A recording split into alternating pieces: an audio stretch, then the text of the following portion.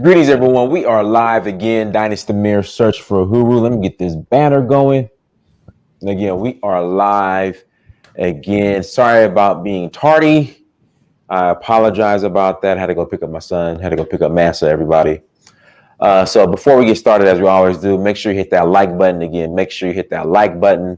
Also, make sure you share the content as well. Please share the content. Also, go to dynastymir.com. Go to dynastymir.com. What else? We got to go through the laundry list of to-do items, the checklist. We got to go through the checklist, everybody. Become a monthly Patreon, patreon.com. Search for Huru. Become a monthly Patreon. Also, too, this is beautiful. I'm gonna tell you why this is beautiful right now. We got brother Ebube who's on with us, who's a lawyer. Me, I'm a real estate agent. Also, I deal in financial services as well. So we have some young black professionals on right now. You don't get this everywhere. We have some young black professionals. Everyone, I recently passed my real estate exam. So I am a real estate agent here in the state of Georgia. I'm going to definitely be taking those skills over to Africa, focusing on Sierra Leone and Nigeria in that field. So guys, if you are in the market for a home, buy, sell, lease, rent, commercial properties, when Ebube builds his huge law firm, he's gonna need an office. We're gonna take care of him. We're gonna take care of him. So hit me up, you guys. Make sure you go to dynastymir.com. Hit me up. Without further ado, we have brother Ebube on with us today. And today's topic we're going to be speaking on is Africa moving towards a cashless society. Now, Ebube is the expert, like the expert when it comes to finance. He's the expert. So, from my understanding, actually, there are Bitcoin machines or ATMs or whatnot, Bitcoin ATMs in Nigeria popping up. So where do you see this shift to a cashless society? Is Nigeria going to shift as well? Is there going to be a cashless society, Ebube, or like what's going on? And also shout out your page, Up Close and Center. Yes, sir. Guys, sir. Up Close and Center. I watched the video you sent me this morning in regards to the French Revolution. So guys, make sure you go to Ebube's page, Up Close and Center, and subscribe to this brother's awesome page, everyone. Brother Ebube, go ahead, brother. The floor is yours. All right. Well, it's good to see you. Seems like there's an echo. Here we go. Yeah, we're good. You're fine on my end. Okay. So yeah, it's good to see everybody in this last month of 2020. It's been a rough year, but it's been an interesting year for everybody. A lot of character building and reassessments people have made. So it's good that for those of us who are here, it's good that you're still here. For those of you who don't know me or this is your first time seeing me, my name is Ebube Okoli. I'm a Nigerian-born, American-trained attorney and geopolitical analyst. I'm also the host of Up Close and Center, which is a channel here on YouTube that focuses on African-centered analysis. And it's of the same quality that you receive at some of the larger media houses, but you just don't have the same biases and slants that you would have from those larger media houses. So it's an African reporting on African issues from an African perspective. So if you haven't gone to Up Close and Center, make sure you go there and subscribe. You know that you're there because the logo will look like this. So you're going to see a black logo with white lettering. That's how you know that you're there. So when you go to Up Close and Center, make sure you click subscribe and you click the notification button. And go ahead and leave your feedback in the comments. So in regards to the cashless economy, the first thing we have to ask is how did we even get here, right? What is the concept of cash, right? So you have to remember that you have consumer goods and you have capital goods, right? Broadly speaking. Consumer goods are things that don't necessarily hold and retain value that well. So, for example, a piece of meat on average would be considered a consumer good. A capital good is something that you can use to maintain wealth and potentially trade that item like a currency. So, for example, gold. It would be much better to store wealth and use gold as a marker and as an accounting system for wealth. And things like gold, cowrie shells, silver, essentially those in the beginning were what people would use to quantify and hold their wealth. And I'm going to bring it to the context of ancient Africa, for example. And we have to remember that Africa wasn't a monolithic society. There were some empires and civilizations in Africa that were very advanced and had things like banking systems and currencies and things of that nature. And then you had the cultures that were more simple. They weren't as advanced, but they had workable systems for what they had. These were typically groups that were very agricultural and lived off of the land in the countrysides, not necessarily the Africans who lived in the cities. So you have to remember that Africa, certain civilizations were very advanced and certain civilizations not so much. Oftentimes they take the civilizations that weren't as advanced and use those to paint all of the African civilizations. Right. Simply just not true. So for example, in ancient Mali, there was a lot of gold. So people started using gold as a wealth system. But eventually they started realizing that you don't want to have this much gold in your house. It creates and brings about unnecessary pests.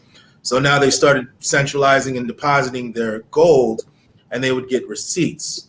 And so the receipts acted as an accounting for the gold that you had. So ancient Mali, for example, became so advanced that they started using checks. So there were Arab explorers that traveled to Mali, ancient Mali, and they wrote about seeing people using checks. So writing checks to pay for goods. So that's how advanced it was in certain parts of Africa in regards to the banking system. So now people started using these receipts to essentially transact business. And that's where you see the emergence of what we would call a paper currency. It was essentially a receipt or a ticket, and I would give you this ticket that you could take to this bank or this place where my gold or generally gold is held, that it would be traced back to me. And so you can now withdraw that gold with this ticket, if you will, this piece of paper currency. And so that came about. We essentially had the emergence of the gold standard through World War II. After World War II, of course, America had most of the world's gold and most of the currencies. All currencies had to be based on gold. So most of the countries didn't have enough gold to have workable currencies. So if there's no workable currency, there's no economy. And so essentially what happened is America said, we'll base all of the world's currencies on the dollar because the dollar can be exchanged for gold. And that went till about the 70s, where there was more dollars in circulation than there were actual gold. And then so Richard Nixon eventually decoupled and unhooked the value of the dollar from gold altogether.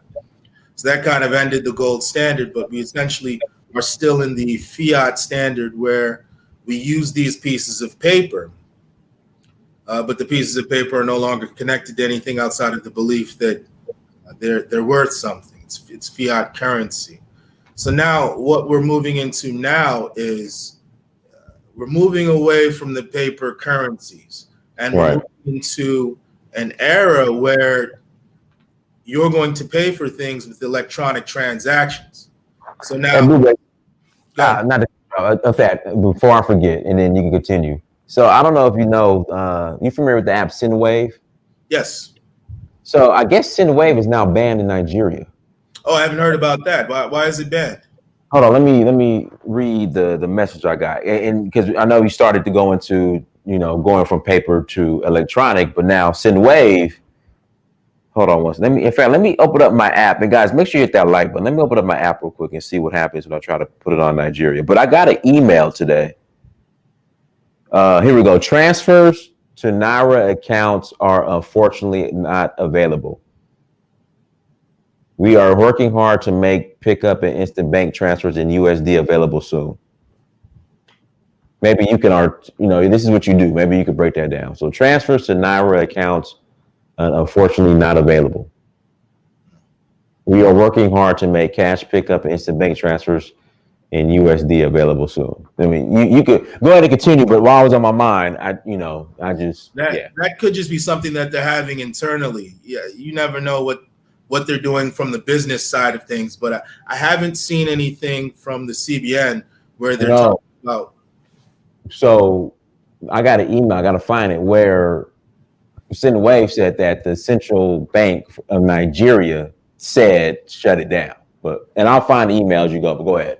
That could be true, and if that is indeed the case, and let's say that's a legitimate email, a lot of one of the biggest problems that we have in Nigeria, for example, is that there's a lot of money that moves around from the government towards projects and things like that. And so sometimes people will try to electronically move the money out of the country into banks all around the world, and essentially stash the money outside of the country and move it digitally.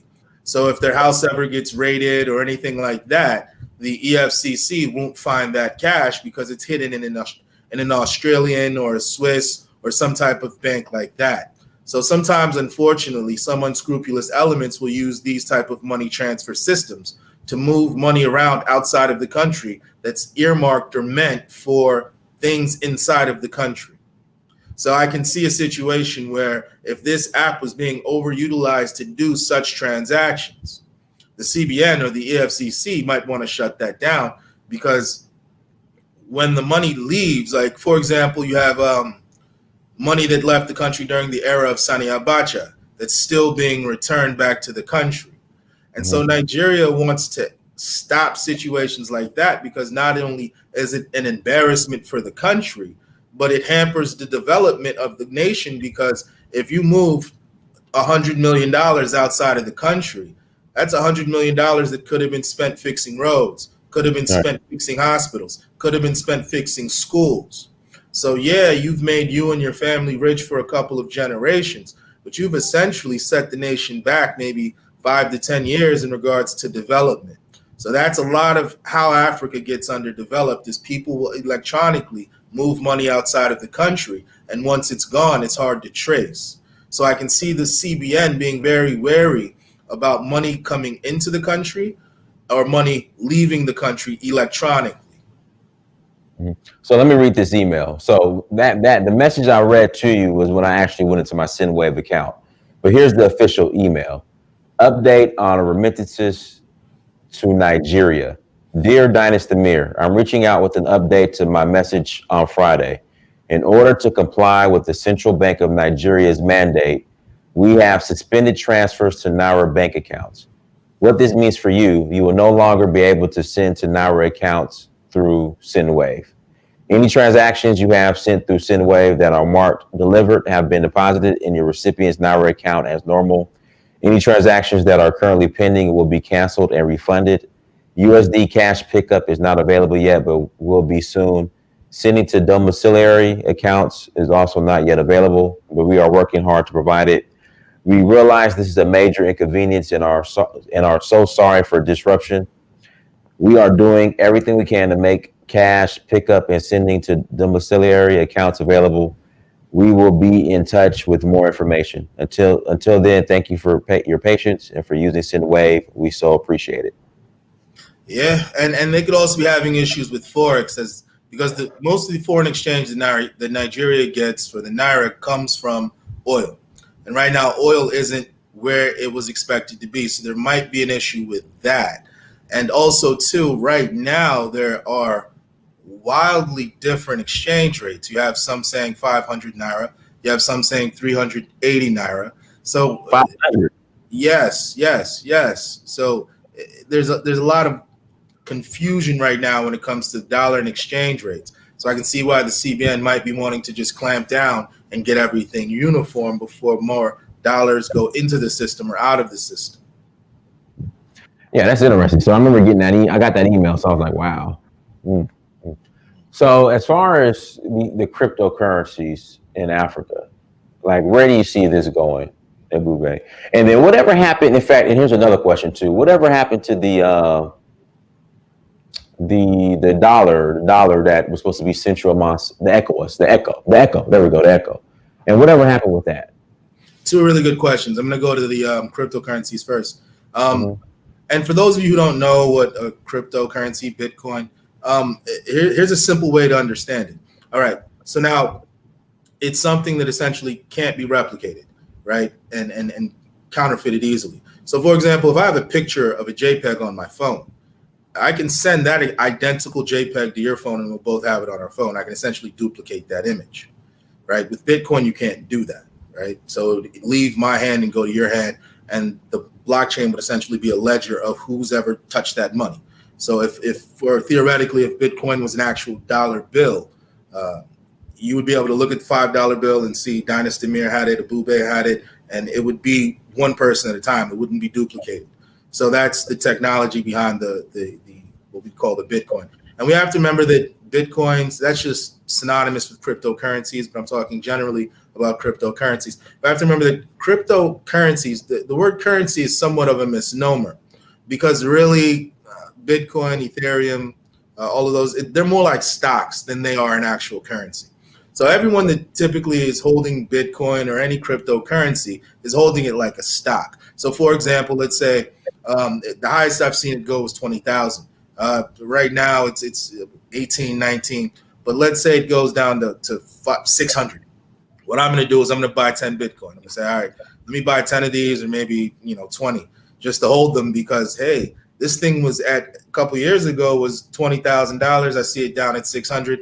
I'm going to do my research. If at some point it will go back up. The whole point of stocks is you buy low, you either hold, and then you sell high or scrape the profit off, rinse and repeat, and continue again. So Bitcoin and cryptocurrencies aren't necessarily currencies in the sense that like the dollar, the yen, the naira, they're more so stocks. So when we talk about cryptocurrencies, once again, currency is more of a misnomer. Cryptocurrencies are essentially stocks. You buy low, sell high. That's all people have been doing with them. Now you can use them. You can trade certain places on the dark web, other places that specialize in that type of thing. You can trade them. For example, Akon is building essentially a free trade zone, which is going to morph its way into a small city. And within that city, you're going to be able to use his special coin, which he wants to make function like a currency. But you have to remember that every currency essentially has a government that backs it up, right? Because if I can't just start printing dollars from my house or any type of currency from my house and have anybody use it, nobody's going to respect that currency because there's no government that backs up this currency, right? So for every currency, there has to be a government that backs it up, right? So cryptocurrency technically hasn't gotten to the level of being an actual currency where people are going to use it. Now, what Akon is doing with the, I believe he's going to call it the A-coin. What he's doing with that is essentially creating a space or an area. And within that area, it's going to be a quasi-government, if you will, over that free trade zone that uses that particular currency. But that currency is probably also going to be able to be traded for the CFA or maybe dollars or something like that. But the reason he's doing that is because you have to remember in Senegal, where he's from, Senegal is one of the Francophone nations that are within the CFA monetary zone. And so within that monetary zone, and everybody has to remember that countries have two levels of independence. There's political independence and economic independence. You truly need both to be a sovereign nation. Now, some analysts have alleged that when France left and Charles de Gaulle, and they had to come up with a new system to maintain the benefits of colonialism while avoiding the likelihood of a violent revolution. So they set up the Franc monetary zone to kind of maintain the economic ties that they had during colonialism. They gave the indigenous African states their political independence, which means that there's going to be an African that's presiding over the political administration, but the actual economy is going to function in a very similar way to how it was functioning prior to them receiving their political independence, therein bringing people to question whether or not they were truly given independence, because independence relates to sovereignty. And sovereignty is a formula of political and economic independence, because the danger is if you don't have your economic independence, economics is essentially going to control politics. And so if economics is controlling politics, then what do you really have if you were given an independence where the political independence that you were given is being controlled by the economics, which you don't have control over? So what Akon is doing essentially is creating a currency, because a currency is the bedrock of every economy. So he's essentially saying, okay, within this space, we're going to have some economic independence. Now you have to also ask a question, because the Chinese government is giving a lot of the money and loans. You want to now not jump in from one proverbial boss to having another proverbial boss. You want to be independent. So you don't want to have problems because this person over here is colonizing you and then run over here and find yourself in a similar situation. So I hope whatever deals he's worked out, whatever paperwork he's put together, I hope that that's not the case. And I wish that brother all the luck in the world. So now that when it comes to cryptocurrency isn't actually a currency. It's more so of a stock. And that's more so how everybody's using it. Now, there may come a time when more regulation comes in, and there's probably going to be a coin released by a government, potentially, like the U.S. coin or something like that. Is it not Venezuela? What country? It's like a Central American country or South American country was releasing a coin. I've been hearing about that, but there hasn't really been one that's taken off and gotten real traction. But eventually there will be, just based on the trend of where things are going, especially since we've noted earlier, things are going cashless. Like the last time I was in Nigeria, everybody was essentially buying everything from their phone. Everybody, and you have to remember now more than ever, also too, just having raw cash. People forget that you have to have a system to maintain, replace, flicks, and clean the currency. And so oftentimes that takes between 0.5 to 2% of the GDP just to maintain the actual dollars. And that's a lot of money because, one, you have to print these dollars. Think of how many pieces of paper have to be printed for enough currency. Just think about that in your mind. If you were tasked with printing all the dollars that America and the world is going to use, think of how many printers you would need. Just understand that concept. That's a large task. You have to pay people to do it, pay people to transport it, pay people to get the paper, pay people to get the ink. And you know how expensive the ink is. So now you spend all this money just to circulate these coins and these dollars among the people. And that's a large percent of your GDP that you're spending just to maintain that. Then you compound that with the fact that we're currently in the pandemic. So now, because you're in the pandemic, is there an additional system where you have to sanitize and clean the money? Because you don't want people who may have be infected passing and doing a lot of currency, because you don't know how many times, especially in Africa, you take the money, you use it to buy something, you get 50 naira, you maybe hop onto Inaga or Okada, and then they take you, or you happen to kick in a pep, you give him that money. That man now uses that and gives it as somebody else's change. That person now takes it into a pharmacy. The pharmacy now gives it out as change. And one day, 100 people can touch 50 naira, especially the smaller naira notes. And that's why I believe it was Chukuma Saludo, I believe, that introduced the polymer notes, or it might have been Sanusi.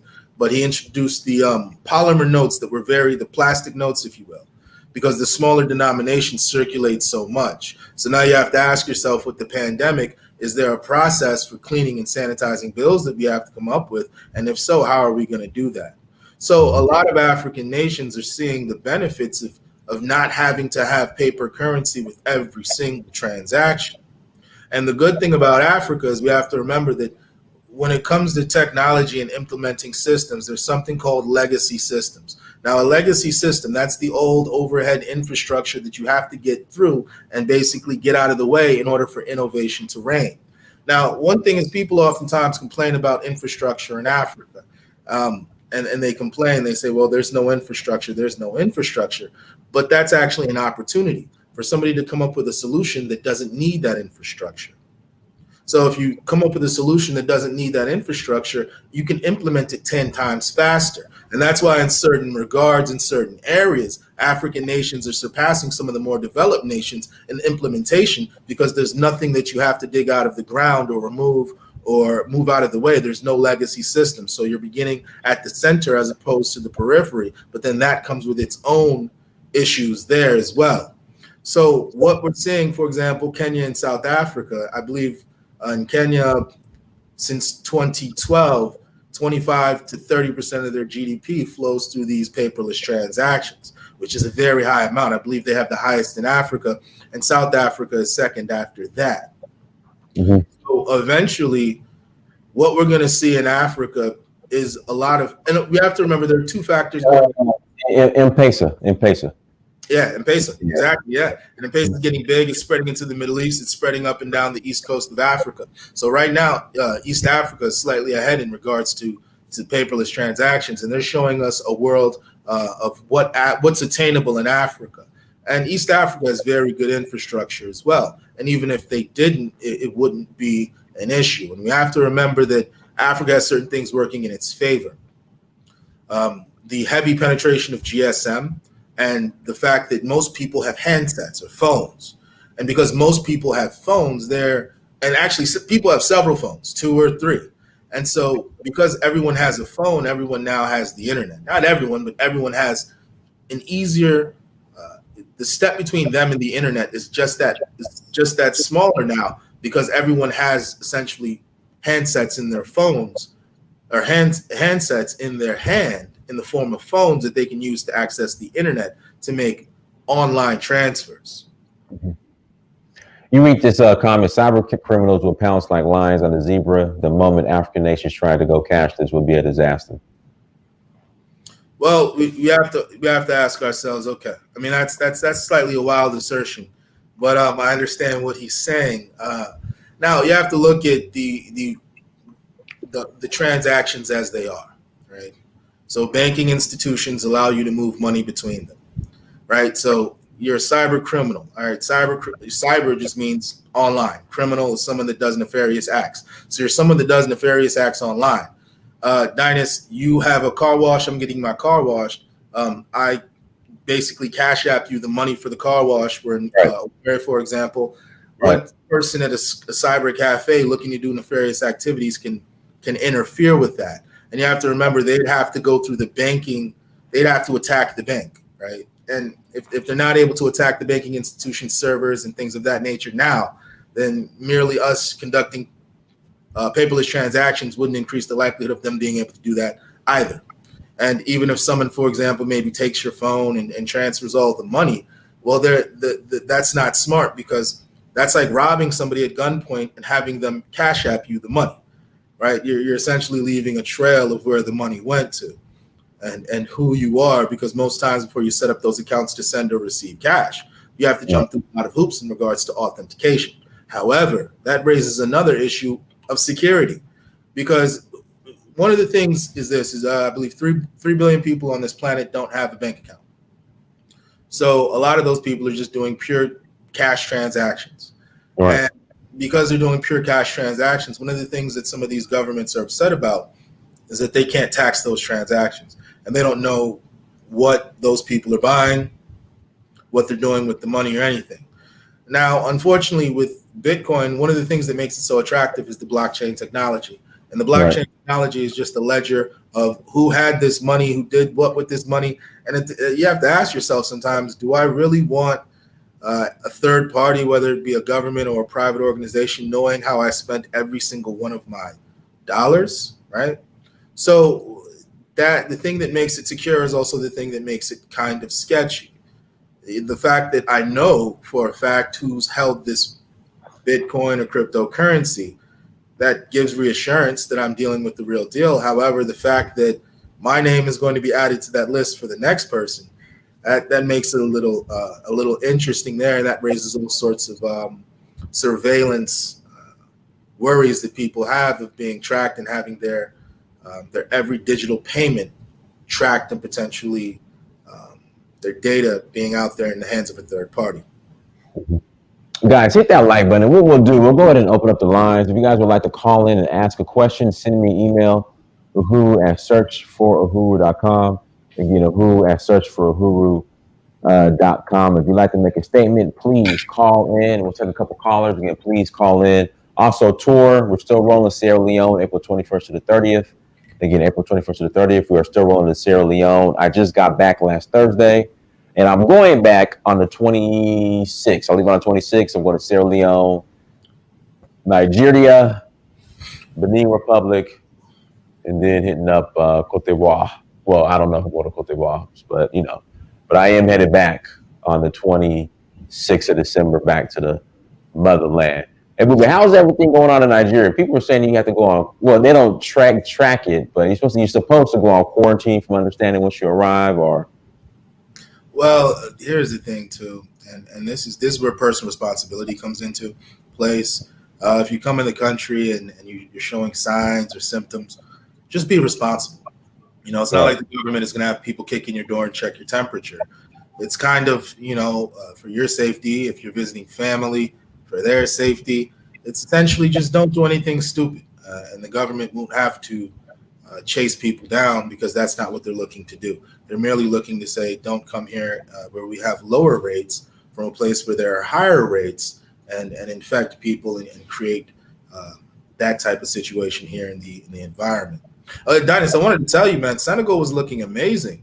Man, in fact, I've never seen that much construction on a level that I see when I was in Senegal. I did not see it. I've never seen it anywhere. You know, like Addis Ababa, if you go to Addis, okay, the amount of cranes and things being built, it's crazy to blow your mind. You'll say, oh my goodness, in 10 years, this place is going to be Manhattan. Bro, golly, man, Senegal, oh my goodness, beautiful with all the construction as well. But it's just unfortunate the construction, the people don't look like me or you. Who? I was just gonna ask who's Indians. Because I asked. Any Senegalese conglomerates or anything? Any Dangotes in Senegal or anything?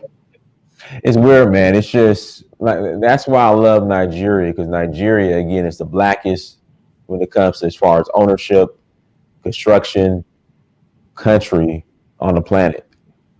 And really, that's why I truly, wish that more African Americans, more Africans in the diaspora would look into building wealth in Africa by investing and just copying what the other groups are doing, right? So if the Indians see that it's successful to do this or that business, well then, there shouldn't be any reason that the diaspora here can't look to take advantage of that, because, these if these other groups are going there and excelling, why can't the people who have the most legitimate claim to Africa and the diaspora do the same thing? So I'd like to see that culture spread more here among the diaspora to take advantage of those opportunities that are being left on the table and being exploited by other groups. And I'd also like to see more Africans take a more active role in developing the more advanced economy in Africa, rather than waiting for outsiders to bring in everything. We as Africans need to step up and start bridging that link to ensure that a second wave of colonialism economically doesn't happen. Yeah, but my heart just sunk, because I asked specifically, I said, all this construction, who's behind it? They said Indians. So I was like, oh my goodness. So, but it's beautiful. Here's the thing. Sometimes Africans do something called follow, where they'll see, okay, these people, they set up this. All right, let's look at what they did, and let's set up 10 of these around, and before you know it, we'll drown out their business. So that's what happens as well. We follow other groups into industries that weren't previously there. So, and that's what happens in Nigeria most of the time. When something comes in, when expatriates or foreigners bring in something and it becomes a popular hit or a success, Nigerians will start to copy that business model. And before you know it, they might even run the original people who brought it in out, because they understand the Nigerian market better, because they're actually from there as opposed to being from somewhere else. Yeah, exactly. But the echo, what's going on with the echo? All right. So now with the echo, we have to remember that there were essentially two echoes. There was the echo that Nigeria envisioned for the region, being that it's GDP-wise 60% of the conglomerate, the regional bloc. So Nigeria had an idea for the echo. But however, you have to remember numerically, Nigeria, Ghana, and some of the English-speaking countries are at a numerical minority to the French-speaking countries. So essentially, they got voted out in favor of the French echo, which seemed odd to some of the English-speaking West Africans, because they looked at it as merely exchanging the note instrument within the same problematic system, which further decreased the likelihood of those nations wanting to join into such a system. And we have to understand that some of the nations in West Africa that were colonized by the French still retain those very strong ties to France. Some have alleged that it's colonialism 2.0. Some have called it neo-colonialism, but France still maintains strong economic and political ties to those former nations, more so than Nigeria. So the presidents and things like that chose to go with the French version of the echo as opposed to going with the Nigerian version of the echo, which further decreased the likelihood of Nigeria and some of the other nations that aren't part of the CFA monetary zone of joining into such a unit. Yeah, people who want to call in, once again, send me an email.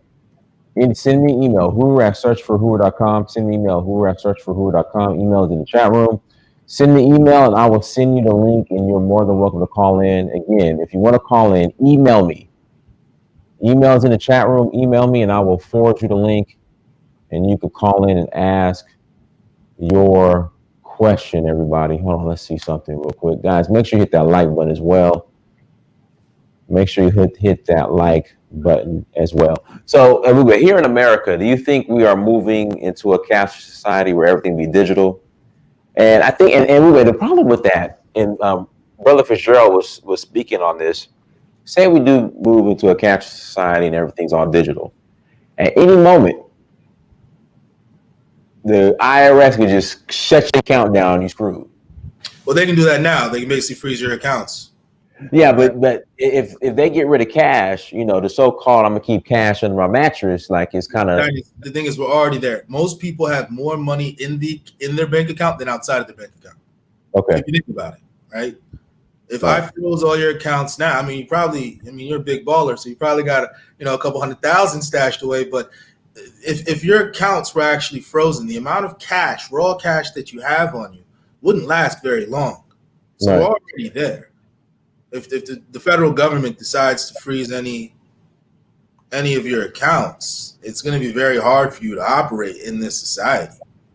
Sure. So we're already at that point where the government could legitimately just press a button and it's stopped. We have to remember that ever since the pandemic started, most transactions have been electronic. People get on their computer, they get on Amazon, they type in their numbers to their credit card and press enter.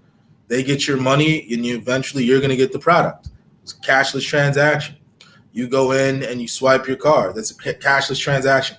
Most of the transactions that we make in this country are cashless. Right. When's the last time you really paid for anything substantial in cash? You don't do that.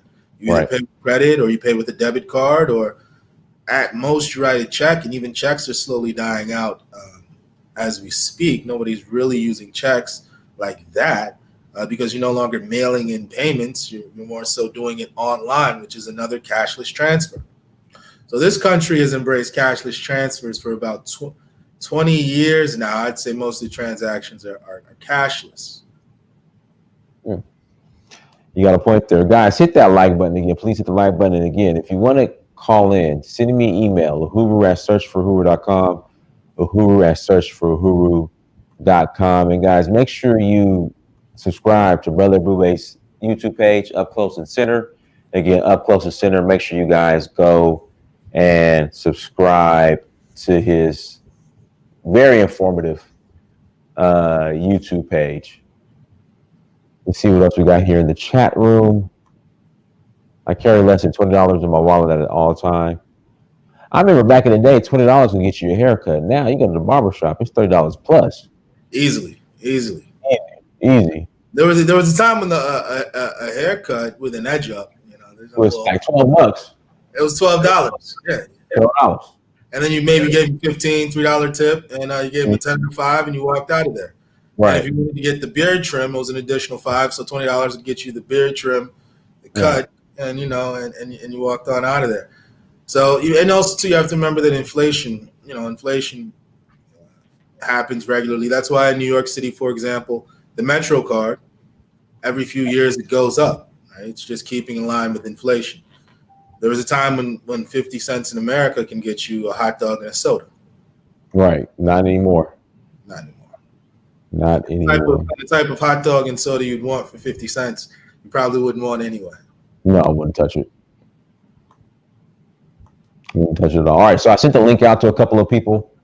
So we're just waiting on you guys to call in. Again, click on the link and call in. Shout out to Sister Shirley, who's in the chat room. Sister Shirley. Shout out to Sister Shirley, Sister Shirley, I called you. You got to call me back. I got my real estate license, so I'm trying to be big time like you, Shirley. I'm trying to be big time like you. I got my real estate license, Shirley. I just got back Thursday. Took my exam on Friday. Got my license Monday, so I'm trying to be big money like you, Shirley. So again, we're waiting on a couple of callers. I sent the link out. We're waiting for you guys to call in. I get haircuts for $10, Willie. I don't want to go to your barber. Who's cutting for $10 these days? I definitely don't want to go to your barber, Willie. In fact, Willie, call in and let me see your edge up. Again, Willie, I want you to call in, turn on your camera, and let us see your fade. Because I'm definitely not doing a $10 haircut. All right, Bruni, go ahead. Hey, how you doing? Good. How are you? Doing good, doing good. Mm-hmm. Just want to thank you for letting me on your program. Okay, no problem. This is my first live with you. Okay. I've seen your videos in the past, and I'll keep up the great work. Appreciate it, brother. Yeah. The question that I have is, with money becoming digital and that being the new craze. I often talk about this in Chicago because we've been talking about it too. Is I'm worried about the level of checks and balances because you're gonna have to have an independent body, especially if we're talking about different African countries. You're gonna have to have an independent body that has to do with checks and balances. I believe that isn't influenced by government corruption or influences. That says, look, here are the reports. Here's where the transfers are. Here's where how everything operates. For people to have confidence to say, okay, we can move forward digitally. Because I think that I know people that want to carry cash and cash is king, and I know people that want to do the digital route. But I just think that in order to have confidence in the process, there has to be some type of independent body that's outside the government influence to say, okay, this is how we're going to move. Do you think that there's an opportunity for even outsiders like Americans and Europeans and other cultures to come in and to build that type of entity? Or do you think they should stay in-house? Well, here's the thing. Those organizations already exist, and they actually are. Is there an echo? Hey, brother, is there? You sound good. You sound good. Perfect. All right. So now, essentially, most of the transactions are regulated like this. Whenever you have digital currency or systems where you can pay through your phone or over the internet, you're going to have banking institutions. Right. And anytime you have a banking institution, you have bank level security on whatever app that you're using to send money between the people, right? Mm-hmm. So, and you have to remember, corruption. All corruption is for every process, there's a prescribed steps of doing the process. Anytime you deviate from those prescribed steps in order to harm your opposition or to favor yourself or your allies, you're engaging in corruption. So corruption isn't amorphous. It's a very tight definition. It's my definition. It's a definition I created. Some people were saying corruption is stealing, and that always sounded too simple. So I thought about it, and I thought about what it actually is. I can agree with that. Yeah. All corruption is a deviation to either harm or help yourself or harm the enemies. And it's whenever you're put in charge of a process, right? Mm-hmm. So with a banking institution having an app that allows me to send you money for a job that you did, I don't see where any corruption can come into place there. Because I'm merely using one banking institution, mine, to send money into your account. That really doesn't involve anybody else. Now, the people that regulate that and regulate the banks and what they do, typically the central bank, any subsidiaries underneath the central bank, regulate those financial institutions. So there's already a framework set up. And it is through the government, of course. Well, people would argue that central banks aren't necessarily part of the government, but that's another discussion. Right. But we'll just keep it simple for the purposes of this discussion. So the government is the one that regulates it. It'll be similar to GSM. There was a time in Nigeria, for example, I'll use Nigeria. That's a country I'm very familiar with. You had something called NITEL, and you had to get a landline. And before you could get a landline, you had to know somebody who knew somebody who knew the president. Right. And so there weren't very many landlines, and they were expensive because you had to rely on the government to come and do it because it involved heavy infrastructure and people kept saying, well, if we just invest 10 billion and 20 billion into the phone system, everybody can have a phone. So they're still thinking with analog solutions in a digital landscape. And under the Obasanjo regime, you had the GSM revolution, where it was light infrastructure. You put a satellite in the sky, doesn't even need to touch the country, doesn't rely on electricity in the country, and then you just put up signal boosting masts all over the place and put phones and SIM cards in people's hands, and everybody can now have a phone, right? So rather than spending billions of dollars to be able to put the infrastructure in where every home would have a landline, and really with that, with the level of mismanagement, how are we going to trust that that amount of money is going to properly be put to use to accomplish that goal? So essentially, especially when you think about third-party companies, because it's easy to do direct transactions from A to B to C and vice versa, right? But then you have third-party entities that get involved too. what type of third-party entities and how are they getting involved? Well, no, I'm just saying. I'm just generally speaking. You may have investors too. If you're talking, Where are the investors investing? So like for example, if you have a project that you're investing in like building a building, right, or building a skyscraper. Let's just say, for example, right, you have a number of investors that their money is tied to, right? Let's say it's a $10 billion project, right? My question is, how do you control all of those bodies if you got, like, let's say it's easy to manage 3 people that invested $10 billion into a project, right? It's harder to control, or maybe control is not the right word, but 50 people who are investing in $10 billion who want to pull out because they don't like their stake in the project, or people that need to add in because someone else is pulling out, or they may those are all handled by, well, those are agreements between private citizens and a business. When it comes, and that's managed by the bank. So if you have a disagreement with your business partner, that either stays between you or your charter, or it goes to court. But that typically doesn't have anything to do with if I want to make a transaction with Cash App, for example. You sell me a TV, right? Right. A computer. I send you a couple $100 over Cash App. Right. That's it. It doesn't. There's no third parties. There's never going to be third parties in those transactions. However, let's say you produce 10,000 TVs, and I got, me and my partners are going to buy them and ship them overseas.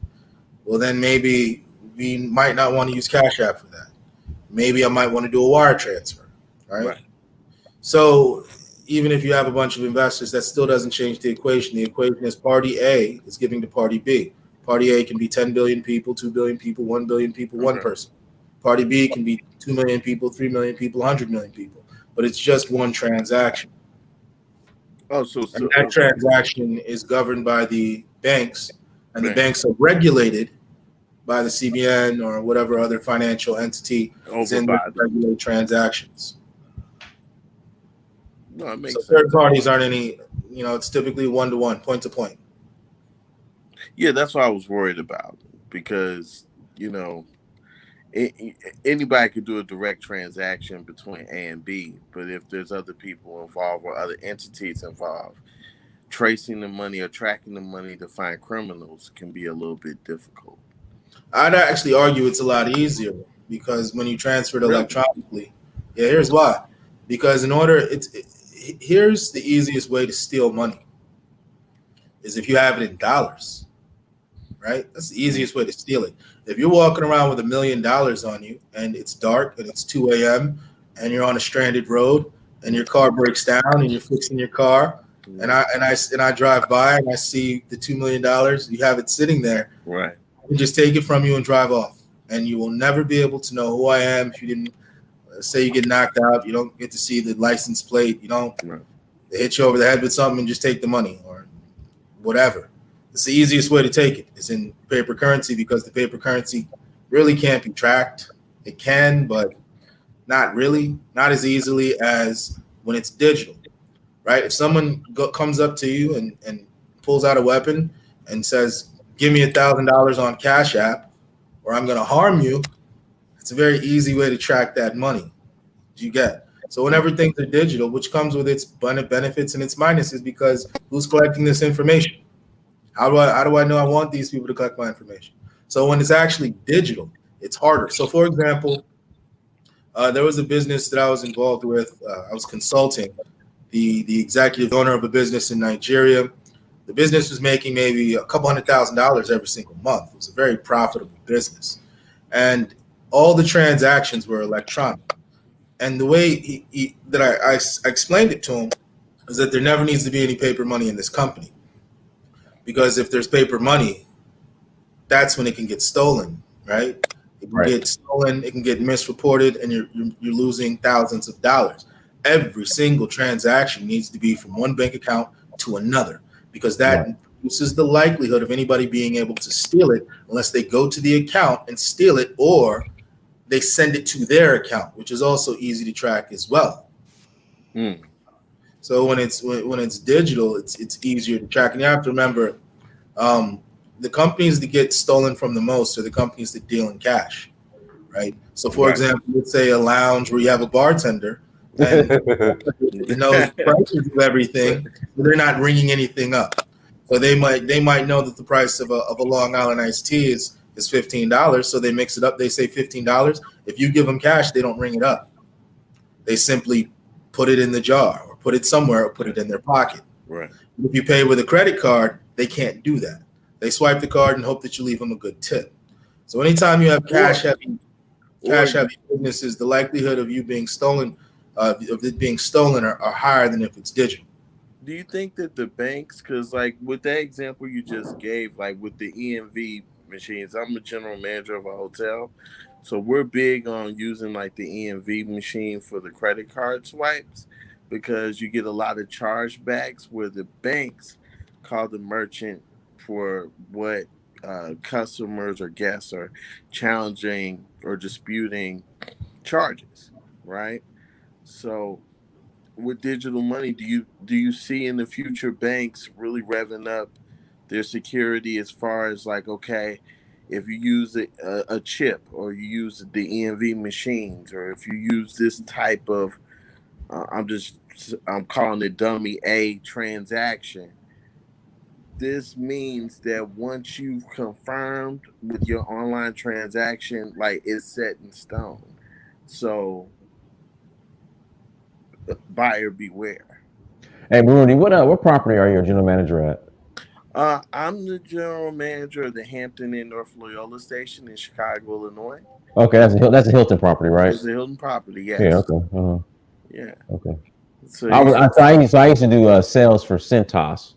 So like the uniforms and mats, that's what I did. So when you said, I did a lot with hospitality. So yeah, much love to y'all, man, because I still give you guys love, man. I appreciate it. No doubt, no doubt. So, do you see that in the future, or them coming up with innovative ways to prevent chargebacks? Because chargebacks hurt businesses.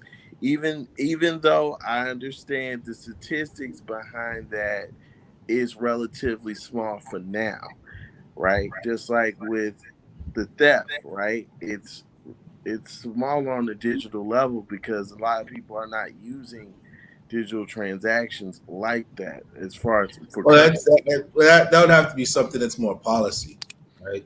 As to how long they can wait. So you're at that point, you might be introducing lobbyists and potentially having them, some of the financial institutions, introducing legislation to get pushed through. So why not? That could happen. It's happened before, so yes, that could happen. But it's really just up to the financial institutions and how well and how much they lobby. Yeah. Do you think for like Nigeria, do you think that it would be necessary to take an aggressive approach with that, for legislation like that to be pushed through to ensure protection? Maybe it all depends. It all depends on the behavior of the end user. That determines what type of legislation is necessary. So it's all about the end user before you decide what policies are and aren't necessary. All right. And Prince, I got a question for you. I got an answer, brother. Go ahead. I know you do. What do you think about the country Burundi? I've been there several times myself. I was trying to go back last summer, but COVID stopped my plans. I was gonna go on my birthday, August 20th, and then go to oh my God, Zanzibar. Okay. I was gonna go to Okay. Burundi first for a week, Okay. and then go to Zanzibar. Okay. I wanted to know what you thought about those two countries. I know you've been there because you traveled all over. Well, I haven't been to Burundi, but I've been to Zanzibar, so I can't really tell you much about Burundi. But Zanzibar is beautiful. But man, I'm telling people, man, you can't sleep on Nigeria and Sierra Leone. Like you can't. I've been to Lagos. I've been to Are you Lagos. been to Lagos? Okay. Yeah, I've been to Lagos, Nigeria. I've been to Nigeria. I've been to Accra, Ghana. Hmm. Been to Kenya. Been to Okay. Ethiopia. Okay. Fell in love with Ethiopia a lot with the Yeah. lady. Yeah. Like I said, I haven't. I'm a West Africa cat, man. So I haven't been back to East Africa since I think maybe 2016 might have been the last time I've been to East Wow. Africa. But yeah, but I'm a West Africa cat. But like I said, I've never been to Burundi, so I can't tell you much about it. All right, you gotta put that on the calendar, man. They missed you over there. They was Yeah, love to yeah, I have got it. you. I'm so busy and involved in West Africa, Nigeria, and Sierra Leone, man. I'm going back in 2 weeks, so I haven't had time to get to East Africa. And I will say this: I think that there's a lot of opportunity. I mean, you talk about that on the channel. There's a lot of Hmm. economic opportunity out there too, because a lot of the regulations that I'm asking about, they don't really exist in these places, you know. Right. So they need innovative minds from the outside to come in and say, "Hey, have you ever thought about doing XYZ?" Which is Right. why, like, China can come in because they have the money, they have the capital behind them, and they have their own way of doing things, which gives them an advantage when they walk through these doors in these poor countries to say, "Hey, we're gonna give you jobs, we're gonna pay you, but Right. this is what it is."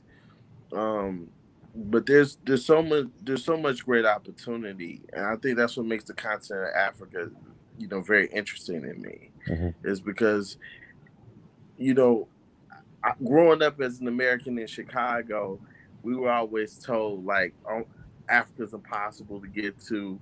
It's Right. closed off. They don't want to hear what we think. We don't want to impose our Americanism on them, so Hmm. to speak. And then when you actually go to some of these countries, it's like, wait a minute, there's an economic opportunity out here. There's multiple opportunities to really grow on your own out here and really make a difference. Me and my friend was talking about that because we wanted to try to invest or get Hey, one of the Burundi, countries to, huh? No, he froze up on us. Ebube. Yeah, Yeah, he froze up on us. he froze. Yeah, Yeah, he froze up on us. Yeah, man. I never really been to Chicago, man. My dad, he was born there. really. Uh, I never really, I be watching these food. Abube, you back? Okay, go ahead, Abube. all right, word. There we go. Because everybody disappeared for a second. I was wondering what Yeah. was happening. But yeah, Yeah, Burundi make a very good point. There's a lot of misinformation that's been disseminated in order to keep African Americans away from Africa, and some of that's revving back up now. But the smart thing is, though, I say, you know what? Let me go see for myself. exactly. Um, and then when you go see for yourself, you can make an informed decision, and you're making a decision based on something that's greater than what you've heard just in the ether, just somewhere out there. So you're of the select few who thought and think for themselves, and that's something to applaud in regards to how you perceive and take on the African continent. Yeah, and that's why I was attracted to Prince's channel because first thing I was looking up was just people's experiences of traveling to different African countries, and your page popped up, and I was like, oh man, this is cool. And then you would have these dope, very intellectual conversations, and I was like, man, let me go ahead and subscribe, Mhm. and you know because I went through a similar experience. I feel like when you go to the continent of Africa, once you get there, um, it's a very enriching and powerful experience, Right. especially when you come from the United States, because everything that you've been told is those imaginary walls come crumbling down, and then you realize what you can do to help your people that look like you, that think like you, and feel like you. Right. You know? And then you can come back home and enrich your people even more and encourage them to share in that experience. So, you know, I'm all about that. So for me, like with this conversation, I'm more on the lines of the policy, because I know policy is very different in different African countries, especially in Nigeria. So, and, you know, in comparison to like a country like Burundi, right? It's night and day, right? So for something like this, if I was in Nigeria, I would be like lobbying for policy or trying to get an idea of where's their economic policies if they're going to go into this direction that's going to give the people confidence to say, hey, this is the movement, this is the way we need to jump on. Let's do it. If Kenya is doing it and they're the highest in the continent, how can we do it on a bigger and better level? Sure. But Bruni, brother, we appreciate you coming on, man. We're gonna go ahead and close out. Appreciate you. Thank you so much. No problem, brother. And go to Burundi. Oh, I'll get there one day. Yeah, and I'll show you a good time in Chicago. Okay, I'm gonna take you up on that. I gotta come to Chicago and kick it. Oh yeah, definitely. All right, for sure. All right, brother. Peace. All right, Ebube, brother. We'll go ahead and close out, man. Anything you'd like to share in closing? All right. Like I said, again, it's going to be very interesting to see how it all plays out. I ultimately think that if handled right and regulated properly, a cashless Africa can be a very good thing, and we can actually leapfrog some of the nations in the West, because once again, there's no legacy infrastructure that we have to move around. We can go straight to the center of it, similar to the GSM revolution. We can just adopt the new technology 100%, as opposed to adopting it and phasing out an older technology or an older infrastructure. So if we do this correctly, this can actually help Africa and move things forward quite a bit. It just has to be done properly. And lastly, for anyone who hasn't already gone to Up Close and Center to subscribe, make sure you go to Up Close and Center. The logo looks like this. You'll know you're there when you see Up Close and Center. It's a black logo, white lettering. And let's finish off this year strong. Everybody stay safe. Everybody stay healthy. And let's really try and make 2021 an even greater year. Absolutely. Everyone, thank you so much for joining. Like, share, subscribe. Until next time, family, Dynasty Mirror, search for Huru. Peace.